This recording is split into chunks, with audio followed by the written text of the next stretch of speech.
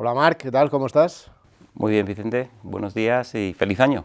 Feliz año también. Un placer iniciarlo en esta entrevista que vamos a tener. Marc Jacopachi, que es director de inversiones de Bestinver, que bueno, mirando lo primero 2023, un buen año, ha sido un muy buen año, aunque no ha sido tan fácil como parecería viendo las rentabilidades solo, ¿no? Sí, bueno, ha sido un año muy bueno para los mercados financieros y sobre todo mucho mejor de lo que esperaba el consenso hace un año.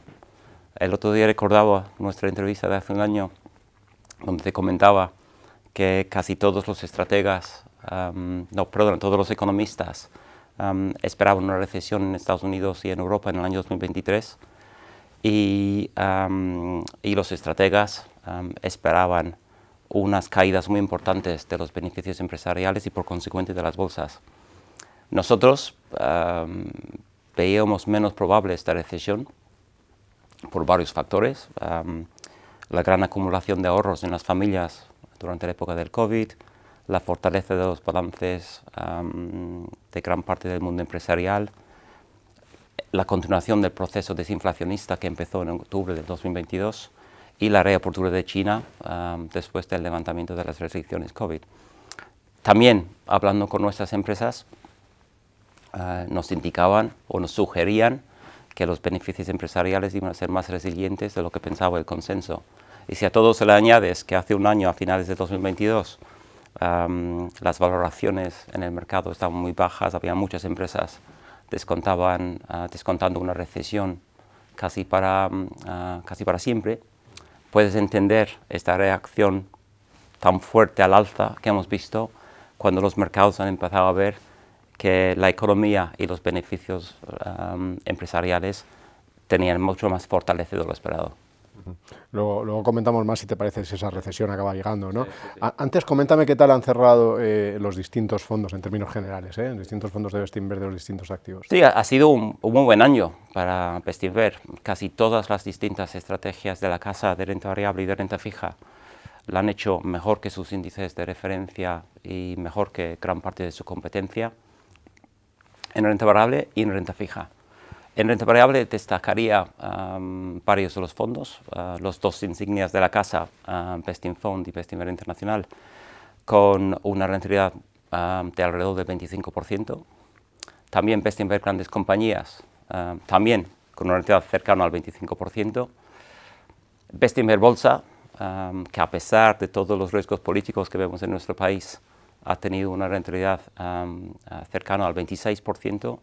Y por último, a nuestro fondo más reciente, Bestinver Norteamérica, que lo lanzamos en noviembre del 22, que ha tenido una rentabilidad del 22%, batiendo así al S&P 500 en euros, que en mi opinión tiene bastante mérito, teniendo en cuenta cómo las grandes tecnológicas han representado una parte tan importante de las rentabilidades en Estados Unidos. En cuanto a la renta fija, destacaría sobre todo a nuestro fondo insignia Bestinver Renta, que ha tenido una rentabilidad del 9,5%. Dicho todo esto, también yo creo que no podemos olvidar que el año 2022 hasta octubre no fue bueno para los fondos de Bestinver. Así que en mi opinión, estas fuertes rentabilidades del año pasado no son más que el inicio de un proceso de recuperación más importante que yo espero durante los próximos años. Comentabas antes el riesgo político en el caso de España, pero fíjate que hemos tenido también eventos como lo que parecía una crisis financiera, que luego se quedó un episodio con la caída de Silicon Valley Bank y también Credit Suisse. Luego tuvimos el tema geopolítico con todo lo que hemos visto en Israel. Lo que pasa es que han sido acontecimientos que han durado como muy poco en el mercado. O sea, no sé si ha cambiado la naturaleza del mercado y ahora esos eventos tienen menos impacto, digamos así. No sé, yo llevo haciendo esto más de 35 años y no sabría decirte si las cosas duran menos que antes. Lo que sí creo es que nos tenemos que acostumbrar a gestionar momentos inesperados de este tipo cada X tiempo. Como bien dices, el año pasado tuvimos dos eventos inesperados. El primero, la crisis financiera en marzo-abril, donde vimos clarísimamente el efecto negativo de la subida de los tipos de interés en una parte del sector financiero americano que estaba mal gestionado, que tuvo cierta repercusión luego en Europa con lo que le pasó a Credit Suisse. Pero menos mal que la Fed actuó muy rápido y con mucha contundencia para hacer que esta crisis financiera no tuviera un efecto más importante en el resto de la economía. Y luego también en octubre el conflicto en Gaza, donde durante las primeras semanas tuvimos subidas del precio del petróleo y bajadas muy importantes de los precios de la renta fija y de la renta variable, pero luego todo se fue tranquilizando a partir de noviembre, cuando los mercados vieron que la situación no escalaba, por el momento por lo menos, hacia un conflicto más amplio. Pero esto es lo que pasó en el 23. En el 22 tuvimos la guerra de Ucrania. En el 20 todo lo del COVID. Y teniendo en cuenta cómo ha cambiado la situación geopolítica a nivel global, tenemos que estar preparados para gestionar estos momentos. En realidad, estos momentos de gran incertidumbre, con las bolsas bajando, con todo el mundo muy preocupado por un tema X, son momentos interesantes para la gestión activa en valor que hacemos nosotros en Bestinver, porque nos da nuestro análisis y nuestro conocimiento de las empresas, nos da la oportunidad de aprovechar valoraciones muy atractivas y para así mejorar el potencial de nuestras carteras a largo plazo. En esta entrevista del año pasado me decías que ante esos eventos inesperados la clave es tener buenas compañías, a buenas valoraciones, con buenos equipos directivos. Bueno, así ha sido, parece, ¿no? Sí, así ha sido y lo hablamos mucho aquí internamente y creemos firmemente que tiene que seguir así durante los próximos años en un entorno económico y geopolítico más volátil, con inflaciones y tipos de interés más altos de lo que hemos visto en la última década hasta el año 2021. O sea, nos repetimos mucho en los distintos foros, pero como bien has dicho, nuestras carteras están llenas de empresas líderes, muy importante porque estas son las empresas que tienen poder de fijación de precios, están gestionados por equipos directivos de primer nivel, equipos directivos que admiramos, tienen balances muy sólidos. Por ejemplo, si cogemos la cartera de Bestinver Internacional, tiene caja neta equivalente al 5% de la capitalización bursátil en ese momento, es decir, que no hay deuda en la cartera. Hay algunas empresas con deuda, pero en el conjunto no. Y tenemos en este momento el 68% de las empresas recomprando y amortizando acciones, lo nunca visto en Bestinver. Y yo creo que cuando lo hablamos hace un año, este número era más cercano al 60% que al 68%. Es una cartera que, en nuestra opinión, tiene una calidad y un potencial de crecimiento muy por encima de la media del mercado, pero a la vez cotiza a una valoración que es un descuento importante contra el mercado. Y ahí está nuestra labor de buscar las oportunidades y creemos que poco a poco este descuento se va a ir reduciendo y ahí es donde se ve el potencial de revalorización de la cartera a largo plazo. Marc, antes hablabas de esa expectativa que había de recesión que no ha acabado de llegar, tampoco ha llegado ni siquiera una fuerte ralentización en el crecimiento mundial. ¿Se está retrasando o mejor que no lo esperemos? Muy buena pregunta, Vicente. Yo creo que los economistas llevan previendo una recesión desde hace mucho tiempo y la realidad es que no ha llegado. La realidad ha sido otra. En este momento, por ejemplo, el consenso espera un crecimiento económico en Estados Unidos del 2.4% para el 2023 y en Europa del 0.7%. Como sabes, nosotros aquí en Bestinver no somos macroeconomistas. O sea, nosotros invertimos en empresas para el largo plazo. Pero desde mi perspectiva, como CEO aquí, yo creo que es simplemente cuestión de tiempo que tengamos una recesión, pero como parte de un ciclo económico normal. De hecho, el sector manufacturero global lleva en recesión desde hace más de 12 meses como consecuencia del proceso de normalización de las existencias después del boom del COVID. Y ha sido el sector servicios que ha mantenido a la economía en su conjunto. Por esto, países como Estados Unidos o España, en Europa, que tienen más peso de servicios dentro de su economía, la han hecho muchísimo mejor que economías más exportadoras como Alemania.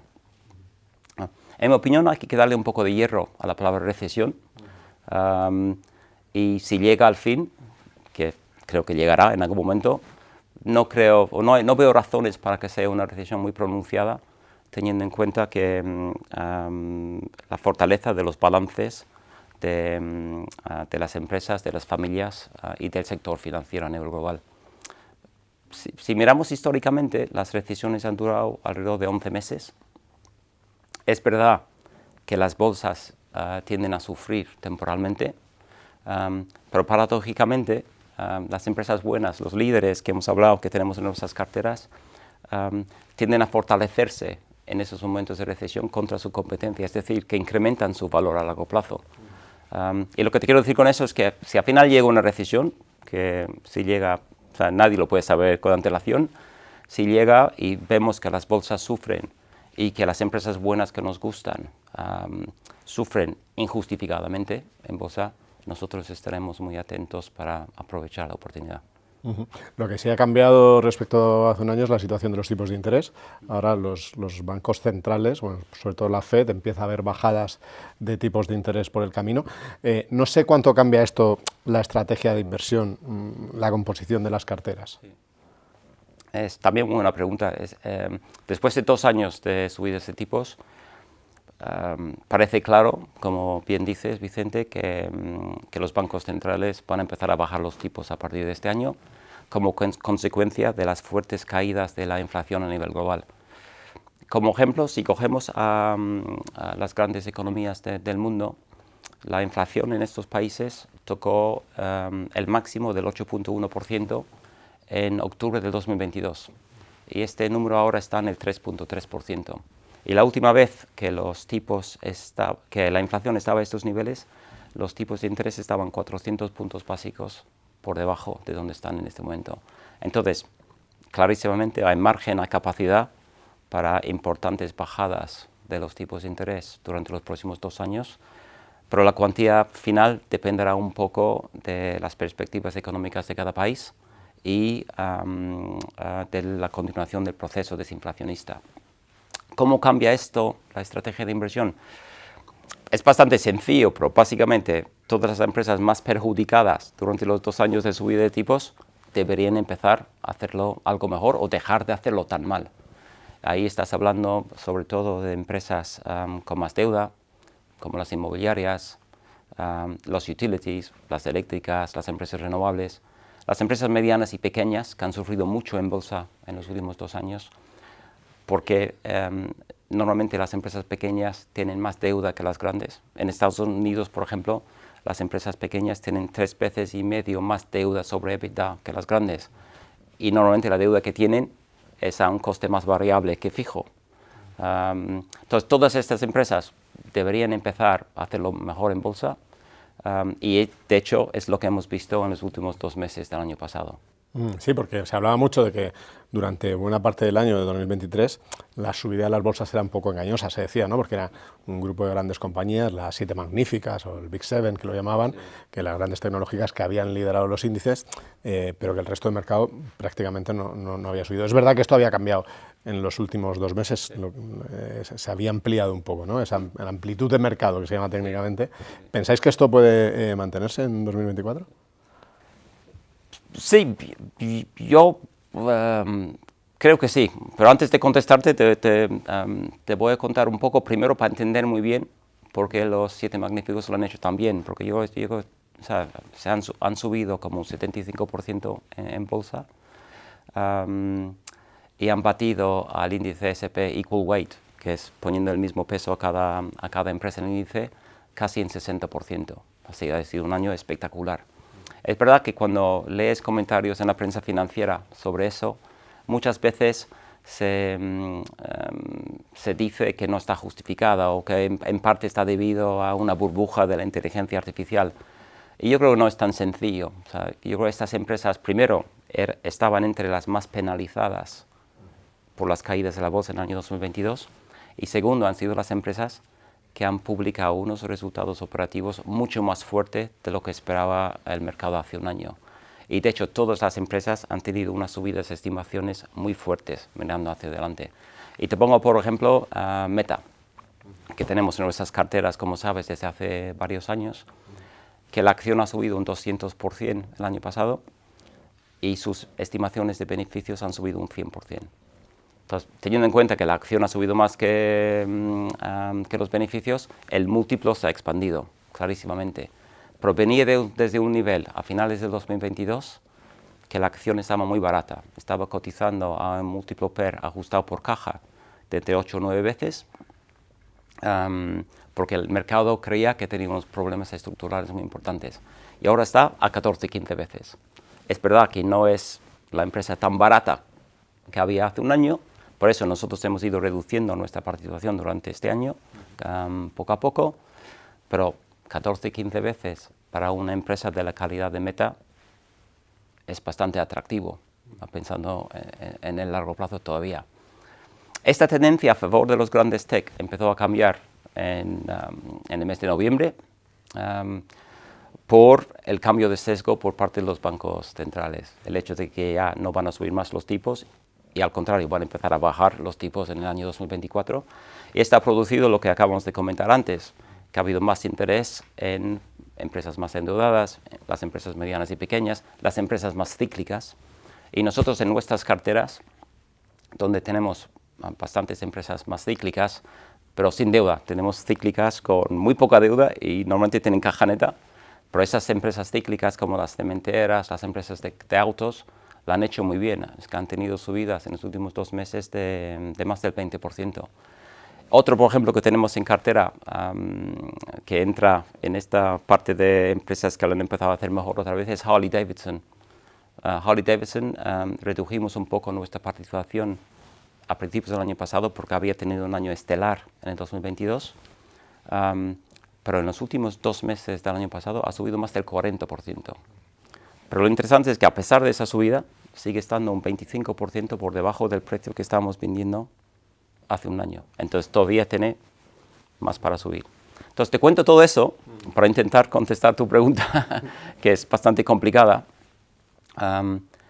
porque yo creo que la realidad es que la tendencia a favor o en contra de las grandes tecnológicas dependerá, como siempre, de la evolución de los beneficios de cada empresa.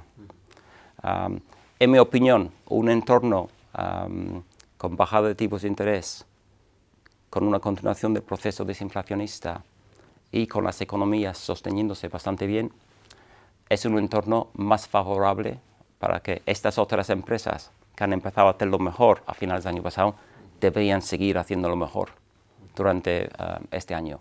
Entonces esto contesta un poco tu pregunta, creo. Pero también, o sea, yo creo que si las grandes tecnológicas siguen beneficiándose de la inteligencia artificial, donde están invirtiendo muchísimo dinero, más dinero que tiene cualquier otro, y esto les ayuda a incrementar todavía más su potencial de beneficios y flujos de caja a largo plazo, o sea, no hay razones para que lo hagan mal tampoco. O sea, lo pueden seguir haciendo bien a pesar de las grandes subidas del año pasado.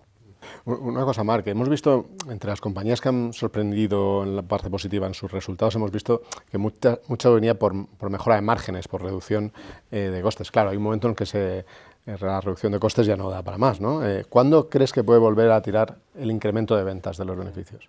Sí, los beneficios empresariales, como comentamos al principio, han sido más resilientes de lo que pensaban los estrategas y analistas a principios del año pasado.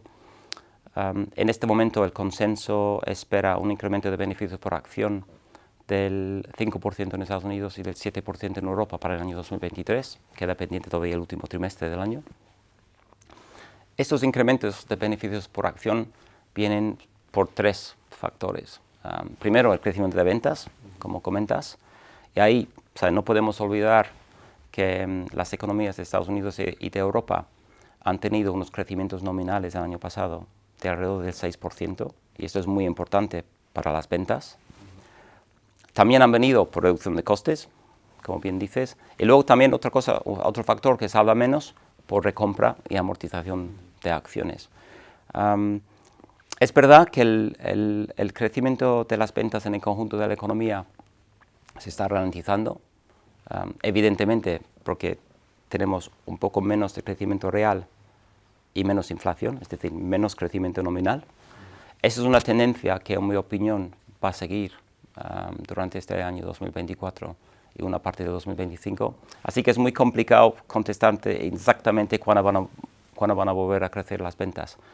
En mi opinión, yo creo que estamos en un entorno donde el crecimiento de ventas va a depender de cada empresa, de la estrategia de cada empresa, de los sectores en donde opera, los países donde hace negocio, más que de un crecimiento fuerte global. Es un entorno más complicado en general para un gestor, si quieres, pero también es un entorno interesante para nuestra forma de hacer gestión, donde nuestro análisis nos debe ayudar a encontrar las empresas con más potencial dentro de los distintos sectores de la economía. En renta fija sí ha acabado siendo el buen año que en rentabilidades que se esperaba probablemente hace un año, ¿no? Ha sido un año muy bueno, sobre todo en la última parte del año, con el cambio de sesgo por parte de los bancos centrales. Si miramos nuestros 3 fondos más importantes, ha sido un año muy positivo. Bestinver corto plazo ha tenido una rentabilidad del 3,9%, Bestinver Renta, como hemos hablado antes, del 9,5%, Bestinver Deuda Corporativa del 10,5%. Mirando un poco al 2024, yo sigo viendo valor en la renta fija en un entorno, como hemos hablado, de caída de tipos de interés y de continuación del proceso desinflacionista. Si, como ejemplo, cogemos Bestinver Renta, que es nuestro fondo insignia, si quieres, en renta fija, el fondo sigue ofreciendo una TIR, que quiere decir rentabilidad esperada anualizada, a finales de la semana pasada del 5,3% a 4 años, que en mi opinión es una rentabilidad muy atractiva para un inversor más conservador en un mundo donde la inflación se está normalizando hacia niveles del 2,5%. Para terminar, seguro que hay muchos inversores que después de haber visto un año tan bueno en rentabilidades en renta variable y como comentabas también en la parte de renta fija, estarán diciendo ahora, ¿y si llega el momento de reducir riesgos después de verlo eso también? ¿Qué les dirías? Sí, esa es la pregunta más dura y no necesariamente fácil de contestar. Yo les diría que hemos visto sin duda una parte de la revalorización con las fuertes subidas del año pasado que han sorprendido a mucha gente. Hemos empezado este 2024 con ciertas correcciones en los mercados, que en mi opinión son correcciones que tienen sentido y son hasta saludables, teniendo en cuenta las fuertes subidas que tuvimos a finales del año pasado. Me pareció interesante que leí una cosa el otro día, que la subida del mercado de renta variable de los meses de noviembre y diciembre ha sido la segunda mayor subida en estos meses en los últimos 95 años. O sea, para ponerlo en perspectiva, o sea, es normal que pasemos por un proceso de consolidación, de ciertas correcciones, para digerir estas subidas. Pero en el medio plazo, yo soy optimista. Yo creo que el entorno de caída de tipos que hemos hablado, con continuación del proceso desinflacionista, con las economías aguantando razonablemente bien, es un entorno razonablemente positivo para la renta variable y para la renta fija.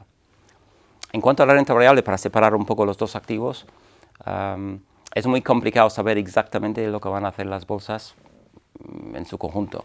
O sea, nuestro trabajo es analizar y conocer a muchas empresas a nivel global, decidir cuáles van a ser los ganadores y perdedores dentro de cada sector, intentar calcular qué escenario está descontado dentro del precio de cada acción. Pero sí te puedo decir que estamos convencidos, como he comentado un poco antes, que nuestras carteras tienen muchísimo potencial de revalorización a largo plazo. Lo hemos hablado mucho, las empresas líderes, potencial de crecimiento, valoración por debajo de la media del mercado, etc. Pero también una cosa que añadiría que es muy interesante es que seguimos encontrando muchísimas ideas nuevas, muchas oportunidades para añadir a nuestras carteras. Y eso es muy importante porque nos da la oportunidad de reducir participaciones en empresas que lo hacen muy bien, donde el margen de seguridad se va reduciendo, como un Meta que comentaba antes, por ejemplo, y para reciclar este capital hacia estas empresas nuevas que nos ayudan a mejorar el potencial de la cartera a largo plazo. Y eso es un poco la renta variable. Luego en la renta fija, como he comentado, o sea, yo creo que los TIRs de nuestros fondos siguen siendo muy atractivos en el entorno de normalización de la inflación para el inversor más conservador. Entonces, en conclusión, te diría que sí, el año 23 ha sido un año espectacular, muy bueno para los mercados y muy positivo para nuestros fondos. Probablemente vamos a seguir pasando por un proceso de consolidación en el corto plazo, pero que el medio plazo, las perspectivas son buenas y estamos muy convencidos del potencial que tienen nuestras carteras de renta variable y de renta fija. Terminaría, si no te importa, solo con otro comentario que yo creo que muchas veces los ahorradores, los inversores, se preocupan un poco demasiado por el corto plazo. Y cuando lo más importante tiene que ser el horizonte de inversión de cada uno, ¿no? Entonces, en Bestinver tenemos nuestro modelo de construcción de carteras, el CML que es muy sencillo, C corto, M medio, L largo plazo, donde recomendamos la renta fija para el inversor más conservador y con un horizonte temporal más corto, los fondos mixtos para el medio plazo y la renta variable para el largo plazo. Y cuando pensamos en la renta variable, yo creo que es interesante que cada inversor intente buscarse un sistema de aportaciones periódicas. Que dentro de las capacidades de cada uno, que cada mes o cada trimestre o cada 6 meses o cada año haga una aportación. Y si esta aportación coincide con un momento de correcciones importantes en los mercados, que intente aprovechar este momento de correcciones para incrementar la aportación, doblarlo, triplicarlo, también dentro de las capacidades de cada uno. Y esto para mí es una manera muy interesante para que cada inversor crea en el largo plazo una bolsa de ahorros muy interesantes, sin que, quitándole un poco de importancia a la volatilidad de corto plazo y a la vez aprovechando las correcciones del mercado para reducir y mejorar el coste medio de su cartera. Aislando las emociones que tantas veces nos cuestan a los inversores, ¿no? Exactamente. Así que nada, bueno, muchísimas gracias por tu tiempo, Marc. Un placer, Vicente. Muchas gracias.